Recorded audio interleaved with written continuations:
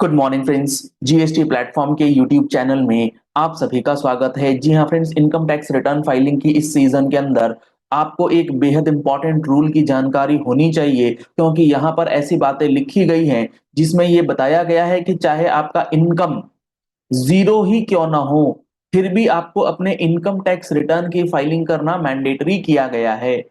आज से 2 दिन पहले मैंने आपके साथ एक वीडियो शेयर किया था जिसके अंदर मैंने आपको समझाया था कि अगर आप डिपॉजिट कर रहे हैं अपने बैंक अकाउंट के अंदर, तो उस डिपॉजिट की वजह से आपको आईटीआर जो है वो फाइल करना है। आप लोगों ने बहुत अच्छा सपोर्ट दिखलाया उस वीडियो के अंदर और आपको वो इंफॉर्मेशन इतनी पसंद आई है, उसके अंदर मोर देन 25,000 व्यूज जो हैं वो ऑलरेडी आ चुके हैं। तो आप उस वीडियो को अगर देखना चाहते हैं तो आप हमारे चैनल जीएसटी प्लेटफॉर्म पे जाकर के चेक कर सकते हैं हमारी प्रीवियस वीडियो। अब उसके बाद उसी वीडियो के अंदर बहुत सारी ऐसी क्वेरीज आई हैं जिसको लेकर के हम लोग आज इस कंटिन्यूटी में वो बात आपको बताने जा रहे हैं कि इनकम टैक्स रिटर्न फाइलिंग के अंदर क्या सिर्फ डिपॉजिट ही एक कंडीशंस है जिसमें आपको आईटीआर जो है वो मैंडेटरी फाइल करना होता है? तो ऐसा नहीं है।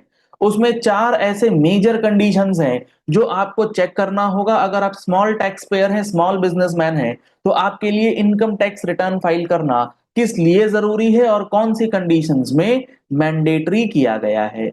तो आपको सबसे पहले मैं वो दिखाता हूं कि इनकम टैक्स रिटर्न के अंदर कहां पर है वो क्लॉज जहां पर मैंडेटरी आईटीआर फाइलिंग की बात करी गई है, और उसके बाद देखेंगे उससे संबंधित रूल क्या है।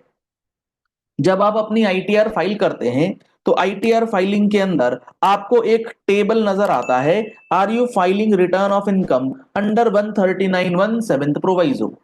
इसका जो हमारा थर्ड नंबर कॉलम है ये बेहद इंपॉर्टेंट है, क्योंकि इसके अंदर ना गवर्नमेंट ने रूल्स निकाल रखे हैं।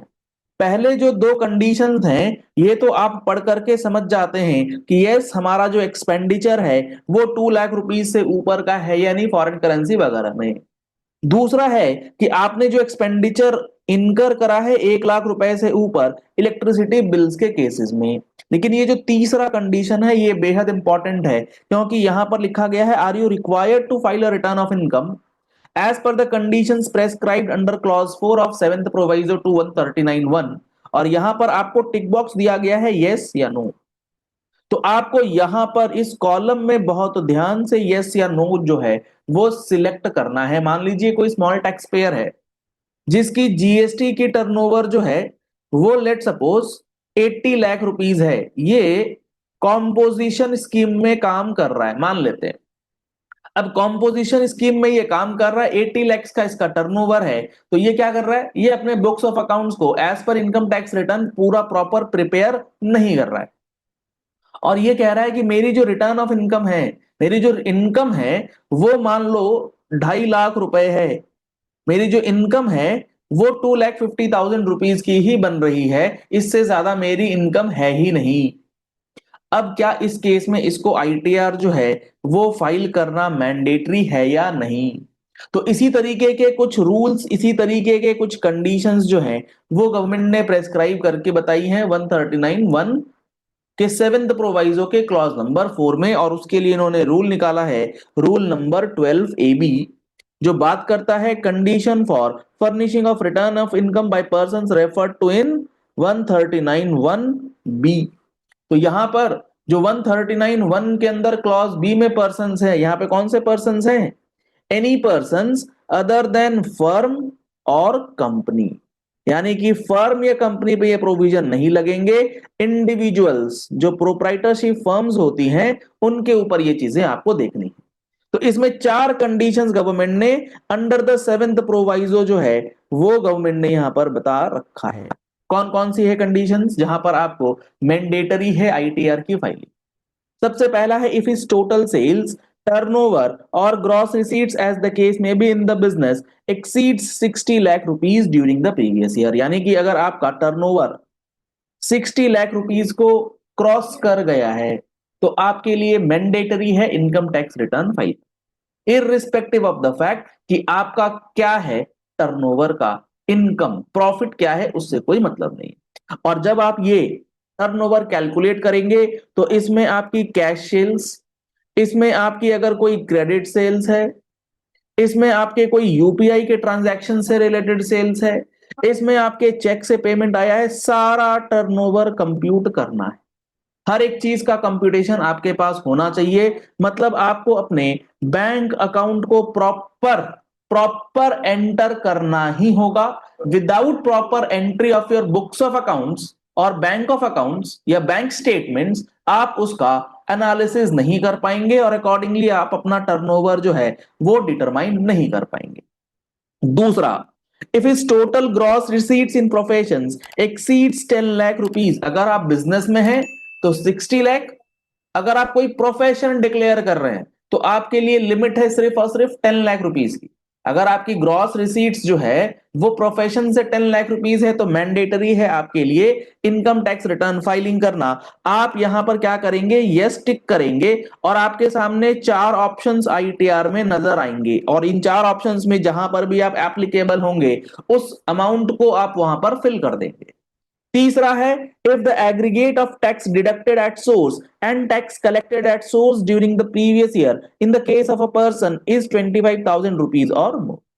अगर आपका टीडीएस, जी हाँ फ्रेंड्स, अगर आपका टीडीएस या फिर टीसीएस मोर देन 25,000 रुपीज से ऊपर का डिडक्ट हो गया है तो आपके लिए आईटीआर फाइलिंग करना वो कंपलसरी है। चाहे आपकी इनकम टैक्स का अमाउंट कुछ नहीं बन रहा है, चाहे आपकी इनकम बिलो टैक्सेबल लिमिट है, उससे कोई फर्क नहीं पड़ेगा। फोर्थ कंडीशन है, द डिपॉजिट इन वन और more savings bank account of the person in aggregate is 50 lakh rupees और more during the previous year, जिसकी डिस्कशन हम लोगों ने प्रीवियस वीडियो में भी करी थी कि अगर आपने सेविंग्स बैंक अकाउंट में डिपॉजिट करा है 50 लाख रुपए से ऊपर, एक या एक से ज्यादा सेविंग्स अकाउंट में अगर आपने 50 लाख से ऊपर का ज्यादा डिपॉजिट कर दिया है तो आपको मैंडेटरी कर दिया गया है आईटीआर। और इस डिपॉजिट के अंदर आपका कैश डिपॉजिट, आपके कॉन्ट्रा डिपॉजिट, एक अकाउंट से दूसरे अकाउंट का बैलेंस, आपने यूपीआई में कुछ पेमेंट वगैरह मंगवा ली है, तो ये सारी चीजें आपको क्या ध्यान में रखनी है। इन सारी बातों से आपको एक चीज ये समझ में आना चाहिए, आपका बैंक अकाउंट ही आपका करता धरता है। और आज की डेट में बैंक अकाउंट आने लगे हैं 300 से 400 पेजेस मिनिमम। अब प्रॉब्लम यह है कि इतनी इतनी बैंक एंट्रीज करने में लगता है 4 से 5 दिन का समय मिनिमम।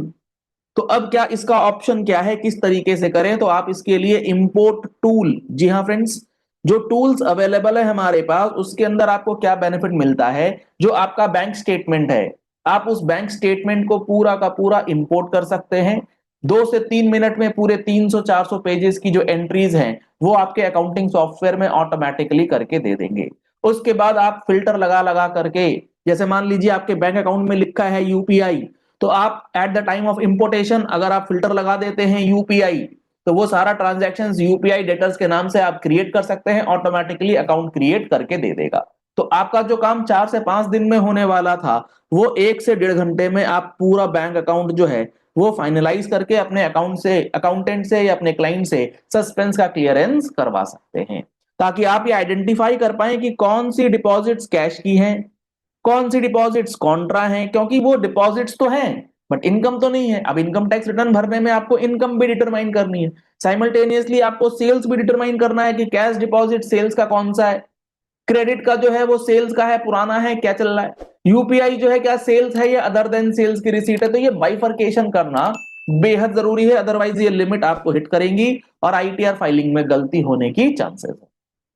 तो अगर आप इस इंपोर्ट टूल को परचेज करना चाहते हैं तो कॉन्टैक्ट नंबर्स आपको स्क्रीन पर दिए गए हैं, इन नंबर्स पे कॉल करके, व्हाट्सएप करके आप इन टूल्स का बेनिफिट ले सकते हैं, जिसमें आपको बहुत बेहतरीन टूल्स अवेलेबल कराए जाते हैं। चाहे वो आपका इंपोर्ट बैंक टूल हो, चाहे वो बैंक टू टैली हो, जिसके अंदर आप अपनी अकाउंटिंग को बहुत ही इजी तरीके से पूरे साल का अकाउंटिंग आप 1 हफ्ते के अंदर कर सकते हैं। 2A 2B रिकंसिलिएशन हो, GSTR 1 के अंदर HSN को लेकर के बड़ी कंफ्यूजन है, उसमें अगर आप HSN का ऑटो वैलिडेशन चाहते हैं तो उन सारे टूल्स को आप अगर देखना चाहते हैं, समझना चाहते हैं, परचेज करना चाहते हैं तो इन नंबर्स पे कॉल कर सकते हैं, व्हाट्सएप कर सकते हैं और डिटेल्स ले सकते हैं। चलिए इस वीडियो को यही एंड करते हैं। आशा करते हैं आपको ये सारी बातें जो हैं वो बहुत अच्छी तरीके से समझ में आ गई होंगी, क्लियरली समझ में आ गई होंगी और कोई डाउट आपके पास नहीं होगा। पहली बार आए हैं हमारे यूट्यूब चैनल पर, हमारे चैनल को फॉलो कर लीजिए, सब्सक्राइब कर लीजिए नोटिफिकेशन बेल के साथ, ऐसे ही इंपॉर्टेंट एंड प्रैक्टिकल वीडियोस के लिए। जीएसटी फुल कोर्स, जिसके अंदर आपको